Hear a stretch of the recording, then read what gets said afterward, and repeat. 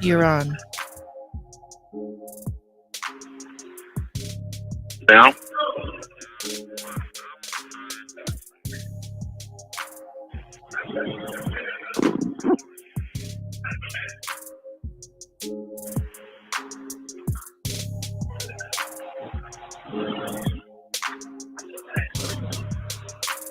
Josh, we ready? You're live. Oh, sorry about that, everybody. Thank you, everybody, for tuning in tonight to another episode of The Impact. I'm your boy, Big Chuck, and tonight we got a special guest. We got my man, Mr. Mike Henderson, tuning in with us tonight. Mike, man, what's up? What's up with y'all? How y'all doing tonight? Hey, man, listen, man. So I want to thank you, man, for taking time out of your night, man, to come through with us, man, and hang out and sit down and have a conversation with us, man. I appreciate you, man. So most definitely. Yeah. So, man. So what I want to ask you, man, what I want to talk to you about, man, is the counseling service that we're dealing with now between Ellison Counseling Service and Filthy Rags Outreach, right? And how that is impacting your life and it's impacting your family's life too, right? So, yeah. So, how long have you been doing that counseling service now? So I've been doing it, I would say, possibly for about a month and a half now. Okay. Yeah. Okay.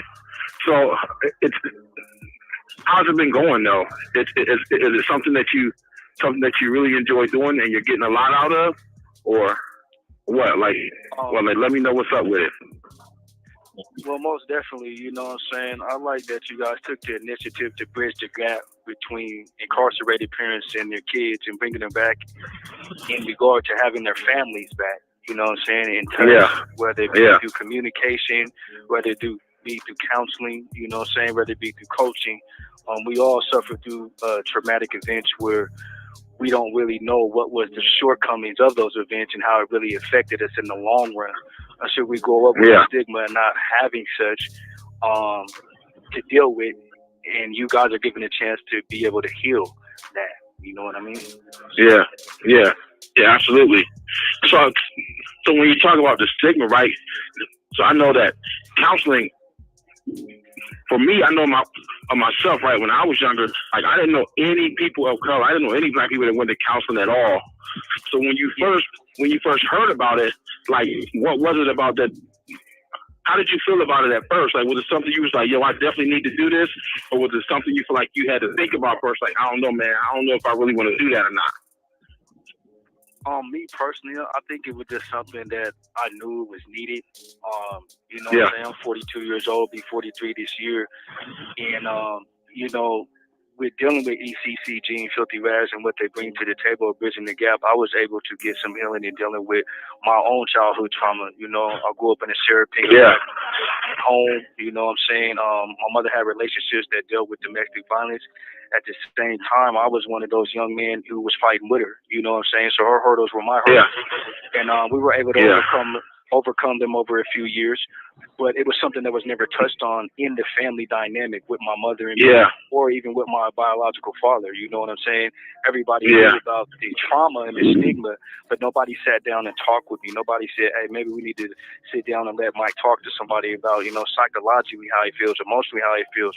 And over the years, I developed an attitude where now I really don't have an emotional feeling when it comes to like that type of stigma. When it comes to like, you know, domestics and fighting and everything, it's just I'm ready to go. You know what I'm saying? I don't have that it's just a part of it. It's normal. It's normal. So it's like a coping mechanism that I developed as a defense mechanism at an early age, and it has trickled over into my adulthood. So by me having that counseling session with Quinita Ellis through ECCG and Filthy Rags, and what they've allowed me to have has been a foundation for me to heal from that upbringing. You know what I mean?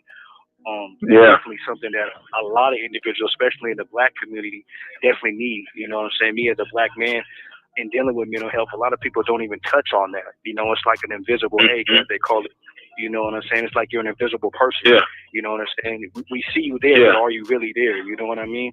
And so, absolutely, I'm a prime example. I'm a prime example of that. You know what I'm saying? They knew about the stigma. Yeah. We know the stigma happened, but nobody addressed it. So it was still just invisible to everybody. You know what I'm saying?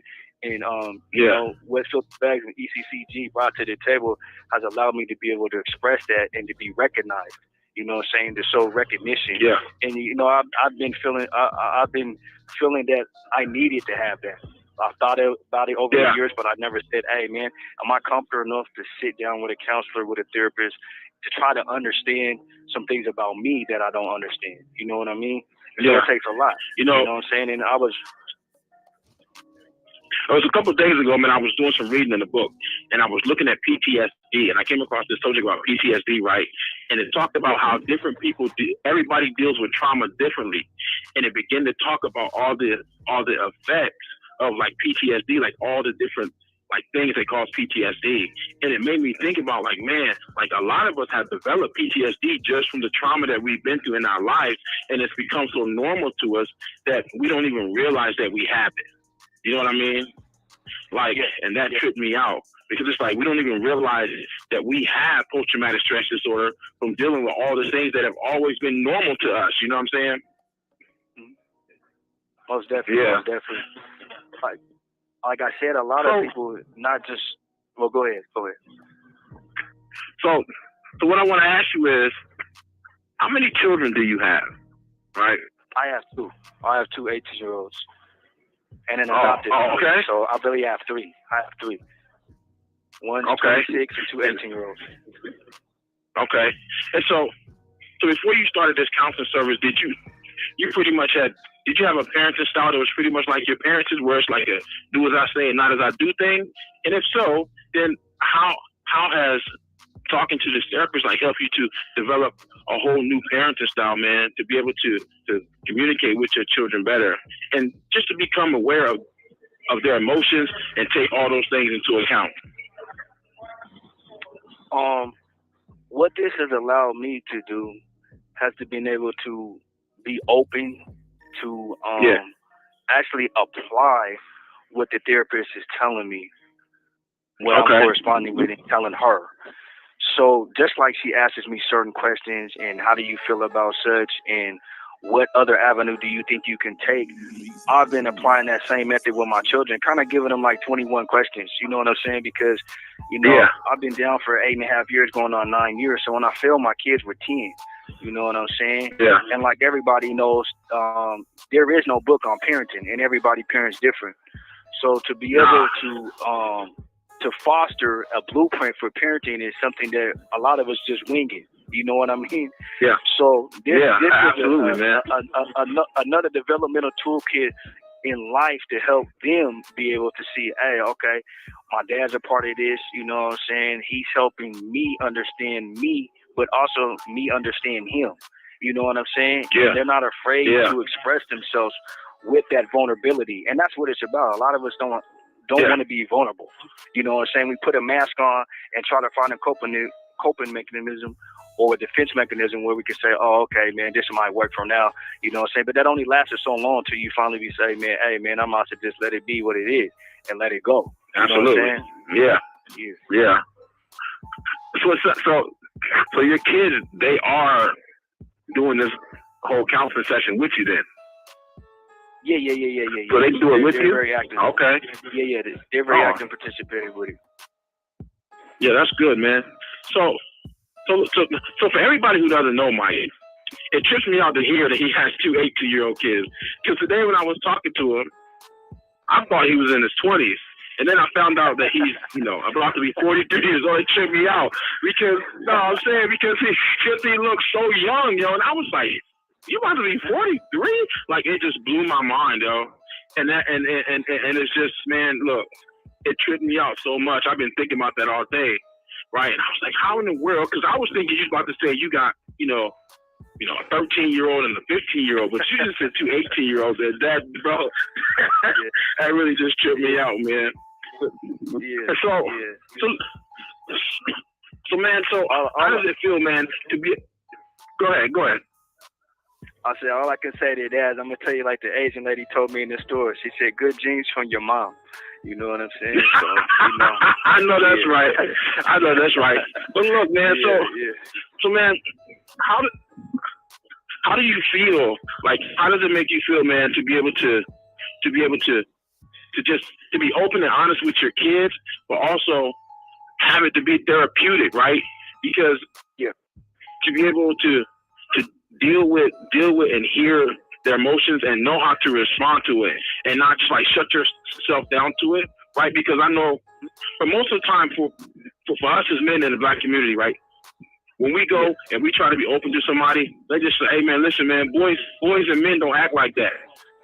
Right? So for years we stuff our feelings and our emotions and it comes out in complete chaos when it finally comes out. You know what I mean?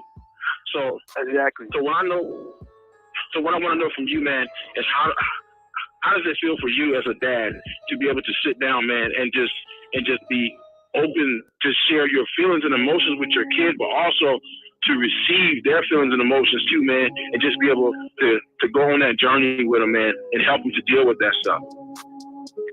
I think as we all grow with each other, whether it be parent or child, we have to understand the emotional moment that we all go through. You know what I'm saying? Mm-hmm. And that's the stigma that we suffer from, because we have an emotional reaction to an emotional moment, and then we put on a mask to try to hide it and say, "Hey man, I'm tough, I can do this," you know what I'm saying? It is what it is. But at the end of the day, the vulnerability is the equity that you gain in the relationship from understanding the emotional moment, you know what I'm saying? And it's just an emotional mishaps that you don't understand, you know what I'm saying? A lot of people react instead of respond. So, you know what I'm saying, with that, being able to correspond between me and my children, I've definitely been able to understand what questions they have to attain their healing. You know what I mean? A lot of people will say, well, you know, my dad's locked up, you know, it's over. You feel what I'm saying? And I tell them, man, just keep me in prayer, keep God first. You know what I'm saying? Because you not only have a biological father, you got a spiritual father. You know what I'm saying? So when I'm not there to answer those questions, he's there to answer those questions. You know what I mean? So absolutely. Most definitely. So I know for myself, right? So I remember I was probably about 5 years in, and I talked to my youngest daughter, because I have two daughters. I have a 25. My oldest daughter is about to be 25, and my youngest daughter is about to turn 21. But I remember my youngest daughter, I was on the phone with her one day, and she said to me, she said, "Daddy, where are you? Because I need you." And man, that just, bro, that broke my heart more than anything in the world, to hear my child say, "I need you," and I'm not able to be there for her, right? So have your children expressed any like feelings towards you, like Dad, I really need you to be home, or how they're feeling about you being incarcerated, and they're kind of just growing up, you know, not without you, but not without you. You know what I mean? So I know my oldest, my adopted one from the streets, that's 26. She expressed that when she was more like 16, 17, a few years back. She was like, it's hard to talk to, and it's hard to understand. And I told her, well, we only have these certain variables that can keep us in contact, you know what I'm saying? And so we got to learn to utilize those to the best of our ability, you know what I'm saying? And in dealing with my other two, my 18-year-old, it's been baby steps, you know what I'm saying? I do feel that there is still some stigma that they still need to release, but they're not as vulnerable. You know, they're still young, you know, a little bit younger, still trying to understand some things. So whereas my 26 is a little bit more mature, she done been through some things, and she's had some time to sit back and set the goals and know where she's trying to go and where she wants to be. You dig what I'm saying? So at the end of the day, you know what I'm saying, I just continue to strive and move forward, because I want the best for them. And I know they want the best for me. You know what I'm saying? So, you know, my son be graduating soon, so I know I'm taking the necessary steps to see both of them. My son and my daughter's going to be graduating, so you know what I'm saying? Ain't absolutely. You feel me? Congratulations on that, man. Congratulations on that. Man, you know, man, listen, man. God is really blessing your life right now, man. You know, and so what I want to ask you about is this, bro. So I know you've had a transition in your life, right? To where you no longer go by your old handle, but now you just go by Mike, like you go by your name, right? And so I remember when we used to be in the filthy rag meetings, when we had the meetings here. I remember talking about one day how I was explaining about how our handles, representing that handle or whatever it was that people call us in the streets, makes us as a person suffer, right? And so I was talking to a guy, and I asked him. I said, "Well, what's your name?" And he told me his birth name, but then he told me his handle, and I said, "Well, because you were out there acting like such and such." Such and such is suffering because your ID doesn't say your handle. It says the name your mother gave you. So what was that transition like from you just going from what the streets calls you until what your mother named you, and then just coming into being a man about that and just going forward as Mike Henderson? What was that like for you?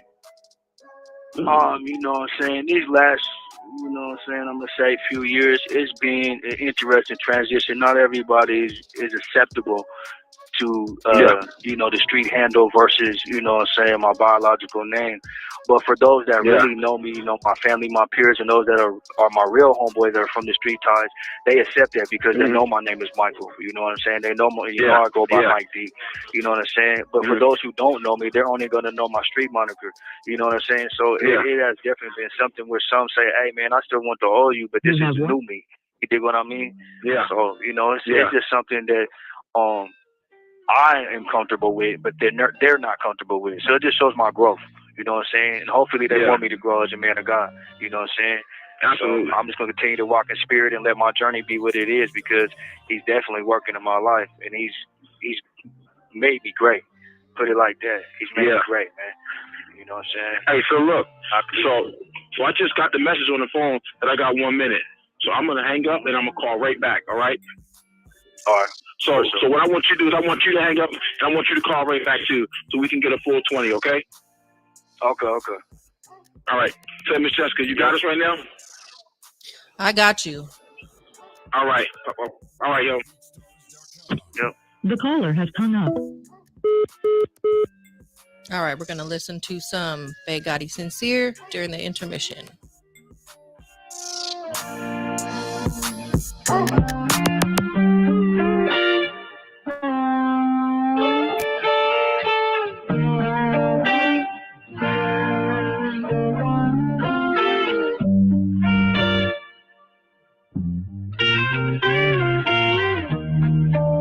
BeatStars.com.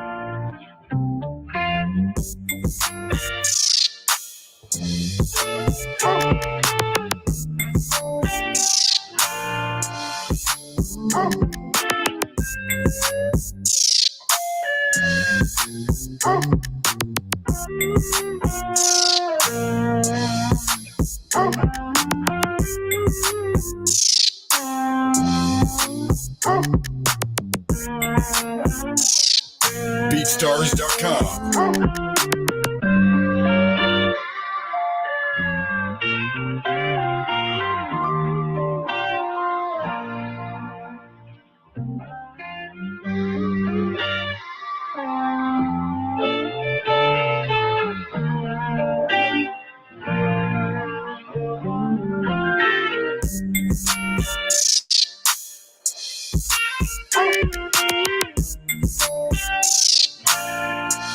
BeatStars.com.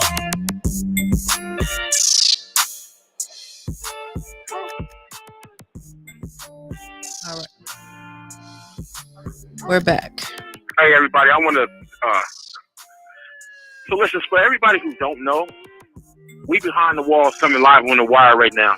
So we on these phones and we work with our 20 minutes, man. But I'd like to thank y'all for staying tuned in and just holding on, man, and just waiting for us to come back to this. So like I said earlier, man, this is The Impact. I'm your boy, Big Chuck. I got my man Mike with me today. Mike, man, you still there? Yes, I am. Yes, I am. Okay. So yeah, man. So listen, man, I really appreciate you, man, coming through tonight, man, and you know, just being open and honest, man, and just sharing with us, man. Just being, as we like to say, transparent about what it is, right? Yeah. So if you had the opportunity to do this earlier in your life, you think you would have done it, yo? Most definitely. It was something that was needed. Like I said, I've carried it for over, you know what I'm saying, I would say, 36 years of my life. Yeah. You know what I'm saying? And almost 37.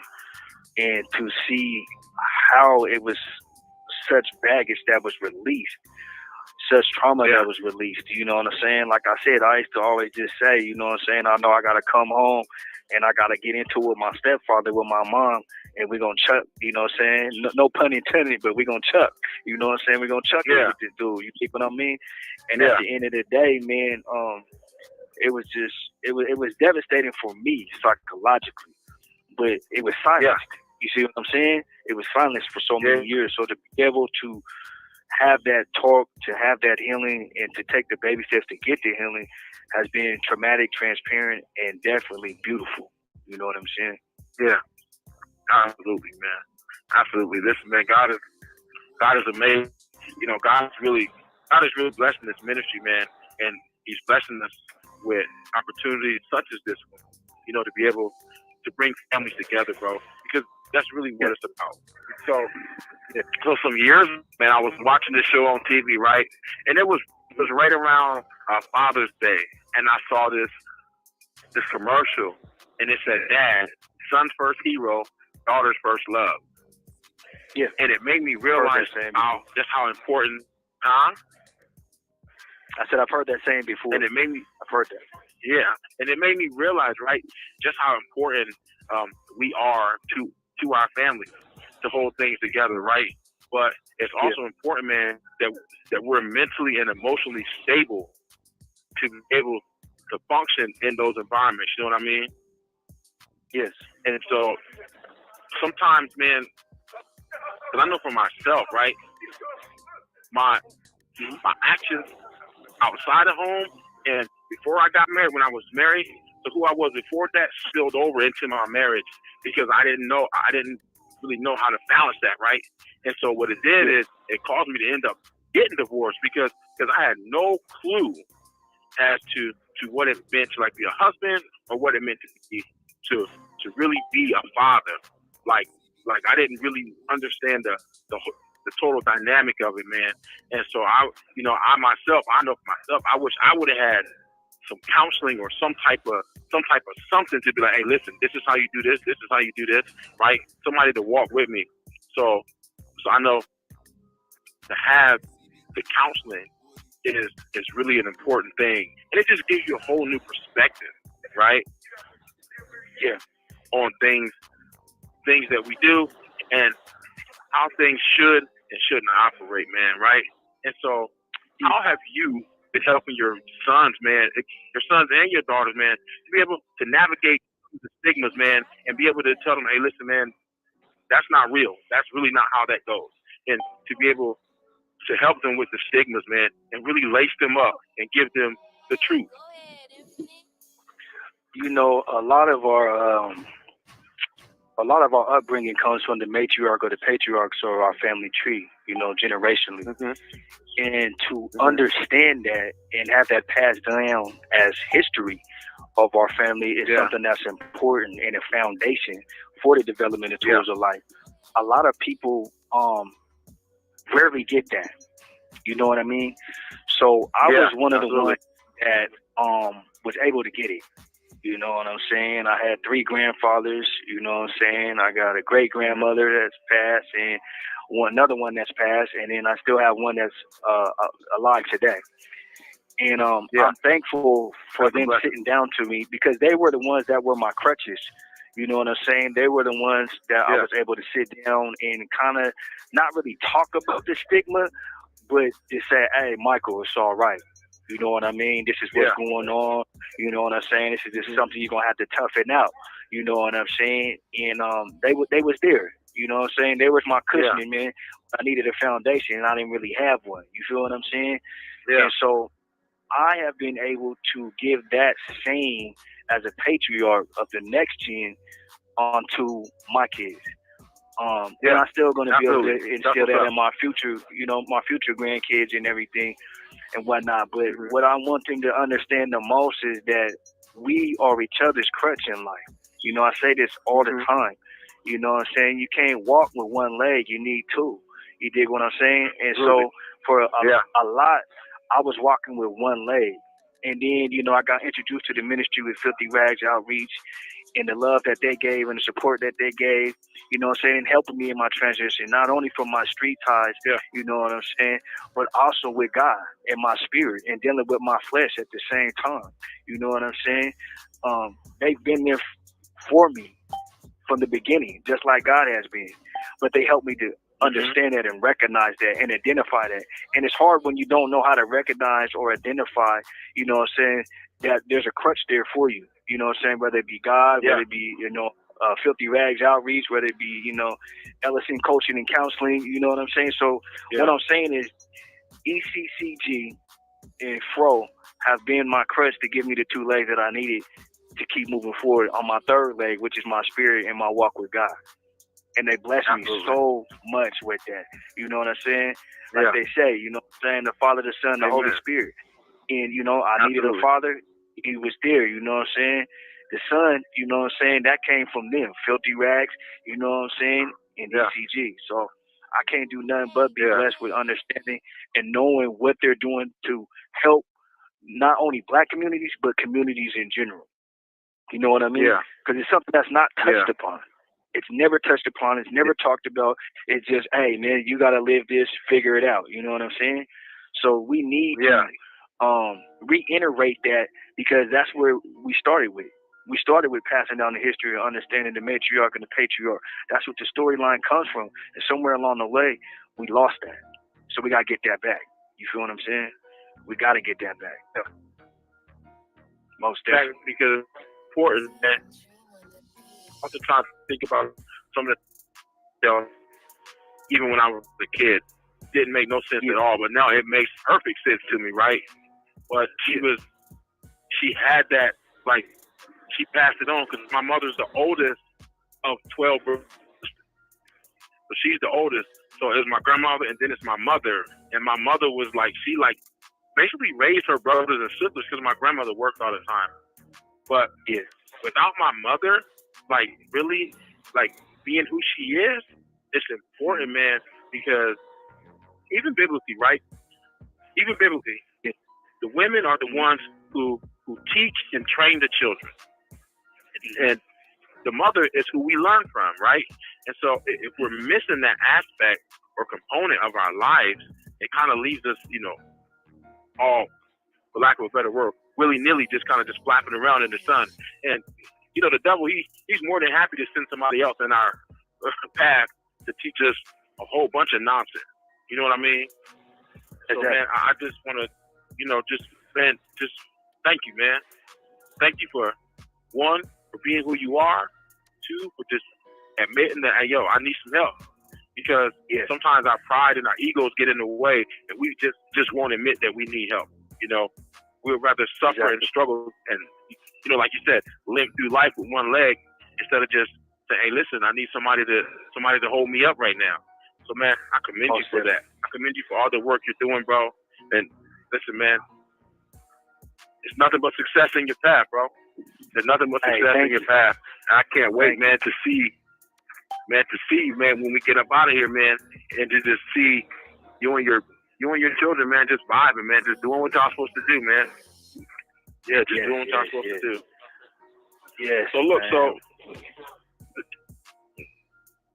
Listen, and maybe even, man, maybe you can even, man, get some people that who knew you who you were. Maybe even bring them along too. Like, hey, listen, man, this is what it is. This is how I transition, and I'm here to help you transition too.